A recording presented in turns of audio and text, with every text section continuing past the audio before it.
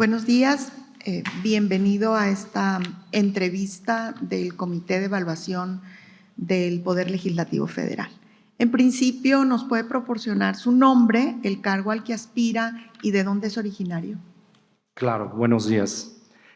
Su servidor Gabriel Regis López, soy originario de aquí de la Ciudad de México, entonces Distrito Federal, y aspiro al cargo de ministro de la Suprema Corte de Justicia de la Nación. Gracias. Me corresponde a mí iniciar con la primera pregunta. Perfecto.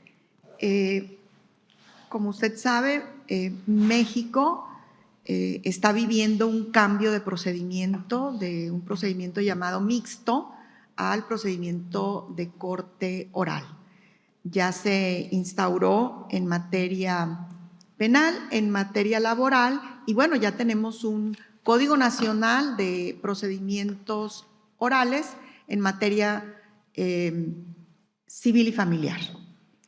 En estos procedimientos, ¿qué parte le toca a los mecanismos alternativos de solución de controversias previstos en el artículo 17 constitucional desde el 2008? O sea, ¿en qué consisten estos mecanismos? ¿Qué son y de qué manera, a su parecer, impactan en estos procedimientos? Sí. Bueno, los medios alternativos de solución de controversias, denominados MASC, fueron instaurados precisamente para evitar la instauración de procedimientos que en muchas ocasiones eran extensos, lo que implicaba pues, alargar la justicia y demás. Entonces, si se podría llegar a una solución para evitar ese tipo de procedimientos tortuosos, era más fácil que entre las partes se sentaran ante una instancia conciliadora dependiendo de la materia, incluso en algunas, como es la materia fiscal, que jamás se podía llegar a pensar en eso, se llegó a la posibilidad de decir si en un procedimiento de verificación administrativa en determinado momento el contribuyente da por cierto los hechos que la autoridad exactora le está revisando, puede llegar a un acuerdo conclusivo, solicita la suspensión de esos procedimientos para poder llegar ante la PRODECON, por ejemplo, y sentarse con la autoridad y evitarse todo un procedimiento en materia civil similar, lograr dirimir controversias de manera pues pacífica y voluntaria y evitar ese tipo de procedimientos largos, contenciosos. Bien, gracias. Yo hago la siguiente pregunta. Licenciado, ¿nos puede hablar de los principios que rigen el juicio de amparo en materia agraria?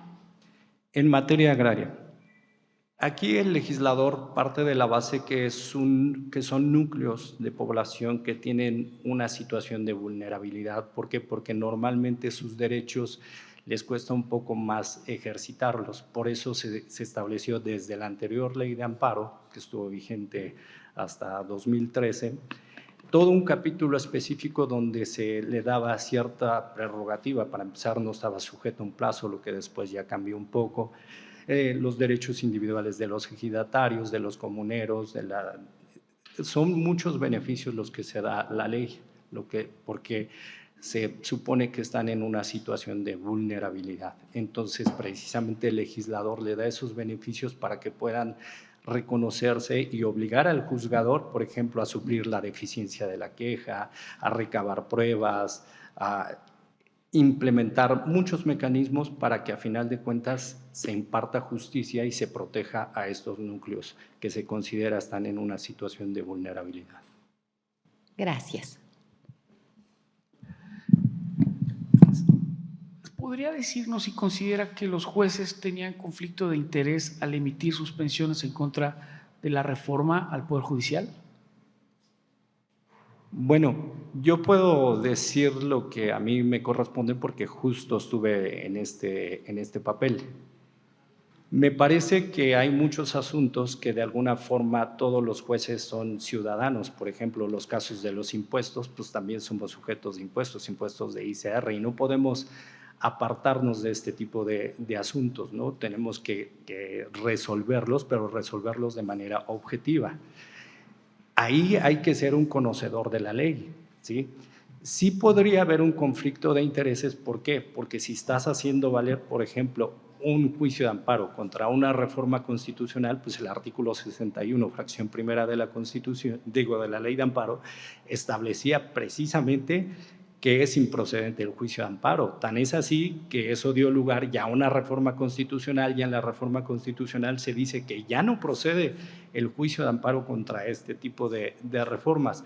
Entonces, me parece que de esta forma se logra controlar que pueda haber algunos estudios o algunos juristas, operadores jurídicos, juzgadores, que hagan este tipo de suspensiones. En mi caso, les digo, yo, por ejemplo, deseché todas las demandas contra la reforma judicial porque era lo que me establecía, y, por ejemplo, me pedían, pero haz un control de convencionalidad, que argumentando que el propio artículo primero constitucional así me lo permitía. Pero yo decía, a ver, conforme al sistema que nosotros tenemos, el artículo 61, fracción primera de la Ley de Amparo, dice que el juicio de amparo es improcedente contra reformas o adiciones a la Constitución. Y después, en una jurisprudencia de la Corte, dijo, oye, tú puedes someter o impugnar la constitucionalidad de artículos de la Ley de Amparo, pero hasta que te sean aplicados. ¿Y cuándo te son aplicados? Pues cuando te desechan la demanda y te vas al recurso, y en el recurso puedes argumentar lo que tú quieras. Pero de entrada, como juzgador, darle procedencia al juicio y conceder una suspensión sí podría, desde mi particular punto de vista, ser un poco controvertido. Conflicto de intereses, pues no podría como estimarlo de esa manera. Yo podría decir que es una incorrecta apreciación de la norma, quizá. Gracias por su respuesta. Bien, le quedan aproximadamente 4 minutos para que usted manifieste lo que considere importante desde su aspiración para ministro. Sí. Bueno, a mí me gustaría llegar a ocupar el cargo para el que me postulé de ministro de la Suprema Corte de Justicia de la Nación, porque desde que ingresé al Poder Judicial hace más de 26 años, se forjó en mí una vocación de, primero, darme cuenta de la importancia que tiene el juicio de amparo, de que está en las manos del juzgador los derechos de una persona, puede ser incluso su vida, la propiedad de una familia y demás. Entonces, ver la eficacia que tiene, y obviamente en la medida que fui avanzando, tuve la fortuna de pasar por todos los escalones: actuario, secretario de estudio de cuenta de la Corte y ahora como juez de distrito, darme cuenta aún más de la valía, aunque también hacer una autorreflexión de qué nos llevó a este momento, de que la sociedad nos sintiera que somos lejanos a ellos. ¿Por qué? Porque crecimos bajo una idea de que el juez solo se comunica con la sociedad a través de sus sentencias. Entonces, precisamente nos sentían demasiado lejos, poco cercanos. Además, con tanta carga de trabajo, de pronto se confundía la estadística con la verdadera importancia de dar justicia. Eso motivó que, por ejemplo, se reformara, se adicionara un párrafo tercero al artículo 17 constitucional, donde nos obliga a todos los operadores jurídicos a resolver el fondo sobre los formalismos. ¿Por qué me gustaría llegar? Porque creo que tengo los conocimientos y la experiencia suficiente para ser útil a la institución y a la sociedad. Incluso tengo una idea que estoy madurando de ver si, a la par del control de convencionalidad que a partir de la reforma constitucional de derechos humanos que se estableció en 2011, puede ver qué tanto podría meterse la figura de la cuestión previa de constitucionalidad que opera en España. ¿Por qué? Porque el control de convencionalidad ex oficio lo hace el juzgador ordinario, el juzgador normal, que a lo mejor no tiene los conocimientos suficientes, pero tiene la idea de que una norma es inconstitucional. Pero con la cuestión previa de constitucionalidad que opera en otras latitudes, lo que hace el juzgador ordinario es, sobre todo en situaciones que vienen a la justicia grupos vulnerables, y de esa manera acercarles la justicia, decir, oye, aquí advierto que esta norma es inconstitucional, formularle una consulta al Tribunal Constitucional, que es en este caso la Suprema Corte de Justicia de la Nación, para que dirima si efectivamente esa norma es inconstitucional y así evitar que se vayan a una primera instancia, a una segunda instancia, luego a amparo directo y luego al amparo revisión. Entonces eso definitivamente aceleraría la justicia y acercaría la justicia social al pueblo. Muy bien, muchas gracias por su puntual asistencia a esta entrevista y nos comunicaremos a través del medio usual, que es el correo, pues para informarle que sigue en este proceso.